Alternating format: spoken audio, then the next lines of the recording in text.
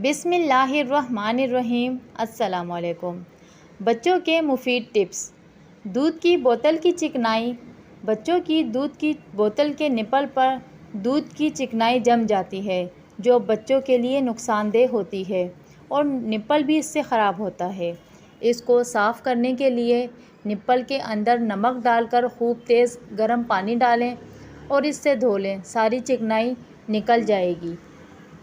इसके अलावा बच्चों के पेट में दर्द, कब्ज़ या गैस हो तो ज़रा सी हींग गरम करके बच्चे की नाक पर लगा लें, फ़ौरी आराम आ जाएगा। वीडियो अच्छी लगी वीडियो को लाइक करें, चैनल को सब्सक्राइब करें।